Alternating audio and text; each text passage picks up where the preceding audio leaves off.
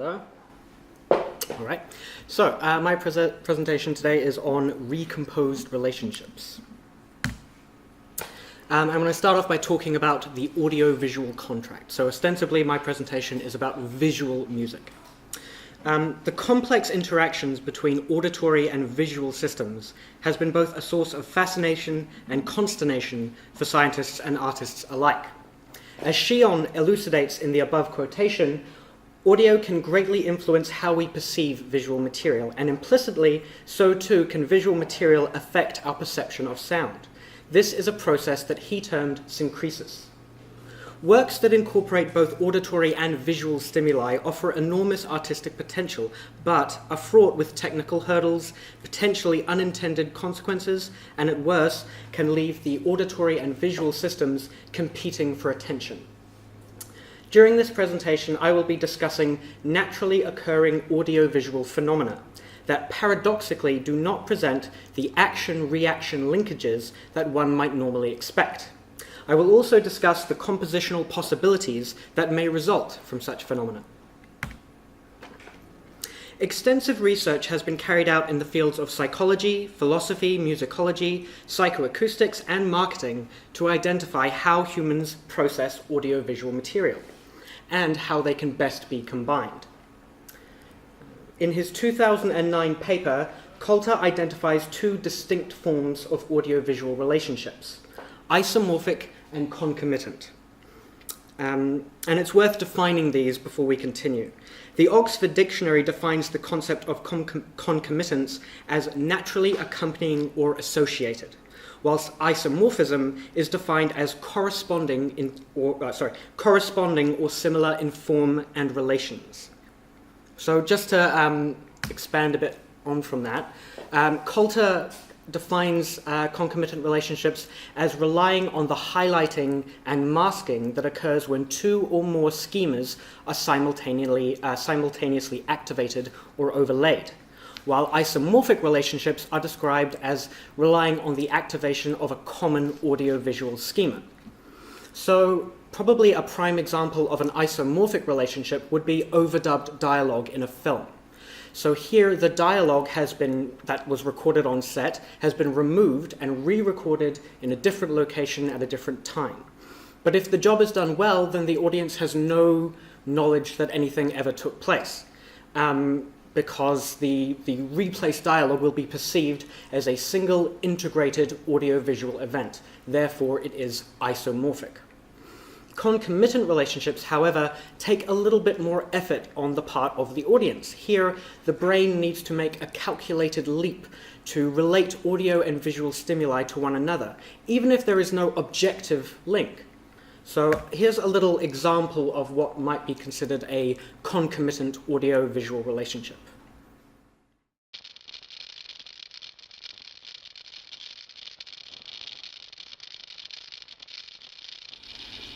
So it's a little hard to see in this light, but what we have should be a dark red screen with streaks of black flitting across the visual field, and accompanying this we have a crackling sort of white noise sound that could be evocative of wood burning, coals burning.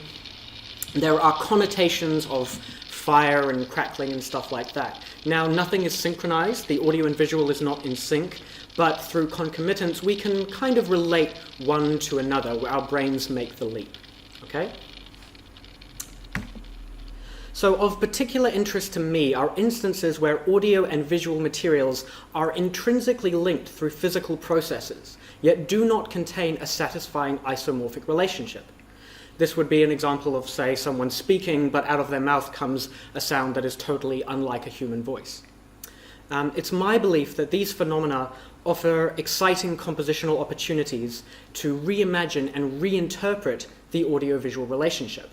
And I refer to these cases as isomorphic paradoxes. A prime example of an audio-dominant isomorphic paradox is the field of acousmatic music itself. Here, incredibly complex and immersive sound projections can be achieved with no strong visual reinforcement whatsoever, while a listener may consciously know that the visually imperceptible vibrations of a speaker cone are producing this world of sound, there is a very real possibility that because of there being no strong visual reinforcement, that they are left with a divided attention. The archetypal notion of cause and effect is at odds with what is being experienced, and especially in the case of a casual listener, this can result in a subconscious desire to search for some visual feedback to justify the sonic experience. Many listeners, both experienced and inexperienced in the field of acousmatic music, still require and indeed generate their own personalized form of visual feedback. In his 1996 paper, The Listening Imagination, Dennis Smalley describes this process as a voluntary associative synesthesia, which will vary in consciousness and activity among listeners. So I'm now going to move over to look at a visual dominant isomorphic paradox. Oobleck is a colloquial term for a category of non-Newtonian fluid. Its key feature is what's called a variable viscosity, which is dependent upon the pressure exerted upon it. By utilizing sound waves to displace air, it is possible to create complex patterns of tension and release across the surface of the oobleck. To demonstrate the effect of sound waves on oobleck, I suspended a canvas above a speaker cone and then used a signal generator to produce a low frequency which would activate the fluid. So I'm going to play this example with the sound off, and then we'll have another look at it with the sound on.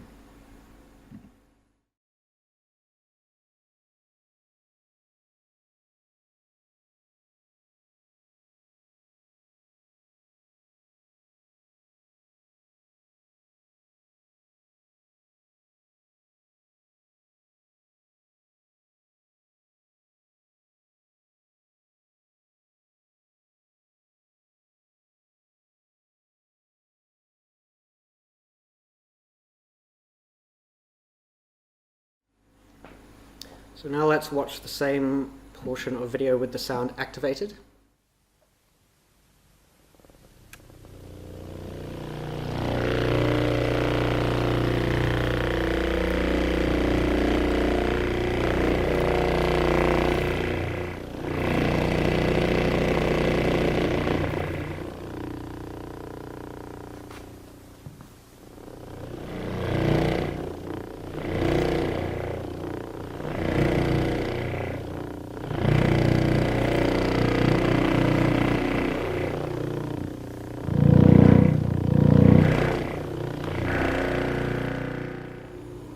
So, what's interesting about this to me is that what we have in the visual domain is a very complex interaction of different forms that are constantly changing and evolving. Yet the audio input is a simple, unchanging waveform. The only variable at that point is a small change in volume. But of course, if I later on in the video, if I leave the volume static at a certain level, the oobleck will continue to change and evolve with a high amount of activity, even though the waveform is unchanging. So even though we are witnessing a direct physical interaction of sound waves on oobleck, the static nature of the audio makes the resulting physical excitation of the transmission medium uncanny and highly pareidotic, full of seemingly physical gestures and organic connotations. So this incongruence between the audio-visual streams is, on a basic level, an offense to our natural senses of proportion, and it results in a destructive form of syncresis, which in fact masks elements within the dominant information stream, i.e. in this case the visuals. To put that more simply, because our brains are kind of thinking, well, that very simple input is resulting in a very complex output, it doesn't quite make sense, and we're losing little bits of information about the visual stream. Masking is occurring. However, this weak isomorphic relationship offers the opportunity for a composer to reinterpret the linkage between audio and visual, and to create a more believable and more evocative media pairing. By doing so, I believe it may be possible to evoke a super additive effect, whereby the audiovisual material in concert work in concert to highlight rather than mask, and allow the work to take on a gestalt quality. So how can this be achieved? Due to the visually, and I'm getting quite specific about the oobleck, because this was the material that I chose to work with. So how can this be achieved? Due to the visually complex and somewhat unpredictable nature of the activated fluid, no one method will suffice. Rather, a multi-pronged approach is needed. Coulter, Shion, and Cook offer various practical approaches to creating both concomitant and isomorphic media pairings, which will serve us here. So to begin with, we start at the source. We are dealing with physical interactions between sound waves and a transmission medium, and we can use this to our advantage. Pitch fluctuations affect the distribution of stress points across the surface of the oobleck. Dynamic changes affect the spawn rate and size of these stress points. The introduction of color, i.e. ink or food coloring, into the oobleck could be utilized at a later stage to represent timbre or spectral changes. These physical interactions allow us... Oh wait, I'll actually pause for a second there, because I want to quickly... I'm going to just play a section of the video that demonstrates some of this.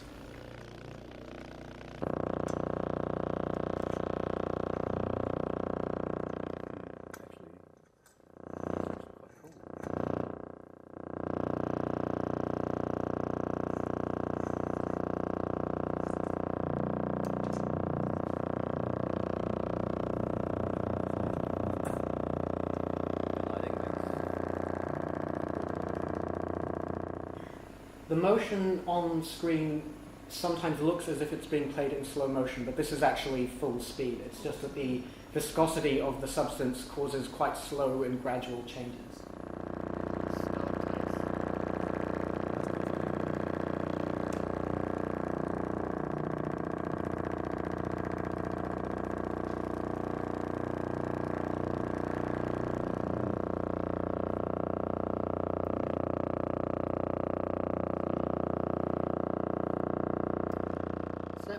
So these physical interactions allow us to sort of compose an overall visual structure, which we can then link to later on in our compositional process. So this brings us to the concept of parametric mappings, which were outlined by John Coulter in his 2009 paper, and involves the measuring, mapping, and transforming of multiple audio-visual parameters in parallel. Coulter identifies this as a key role in developing isomorphic plausibility. So powerful, in fact, is this approach that he notes it may even be possible to evoke convincing isomorphic relationships through arbitrary or random assignments of 3 or more simultaneous parameters. So in some ways, it doesn't even need to be well thought out. Simply assigning the audio level of the input signal to a change in color and a few other parameters randomly mapped like that, and suddenly your brain will accept the input and output as congruent and isomorphic. So here are some parametric mapping strategies aimed at creating isomorphic relationships within oobleck. So to start off with, assess the footage for structural sync points, which may allow musical elements to be time-aligned with the visual material. Assess footage for any motion trajectories which may be present in the visual material, and this, for example, could be linked to a SOUNZ ADSR envelope. Identify the environmental aspects of the visual content with regard to space. This could be instructive for 3D sound modeling techniques, such as spatialization or convolution reverb, etc. Color mapping can be used to create associations between pitch linked with color brightness, timbre linked with hue, texture linked with color saturation, etc. Color tracking allows the composer to measure a colored object's size and XY coordinates, and this data could be linked to frequency, spatialization, anything you like. The original sine wave that was used to generate the fluctuations in the oobleck can also be very instructive, because we can take that very simple, unchanging sound wave, but we can take its amplitude curve, bring that in, and maybe use that as a guide for when certain visual changes are about to occur. Okay. However, because of the visual complexity presented by the oobleck footage, concentrating solely on isomorphic relationships may likely not be achievable 100% of the time. In situations like that, parametric mapping strategies do not yield fully satisfactory results. And this means that we need to fall back on concomitance. To quote Shion, play a stream of random audio and visual events, and you will find that certain ones will come together through syncresis, and other combinations will not. The sequence takes on a phrasing all its own, getting caught up in patterns of mutual reinforcement and a phenomena of good form that do not operate by any simple rules. By applying this principle, we can compensate for moments when isomorphic relationships may lapse. To summarize, I believe that isomorphic paradoxes can offer exciting and visually engaging source material for visual music composers, and that the methods I have outlined provide a framework for how we might engage with this material. I'm going to conclude by playing a few minutes excerpt of a study I created that uses this oobleck footage and then recomposes the relationship to exhibit both concomitant and isomorphic audiovisual pairings.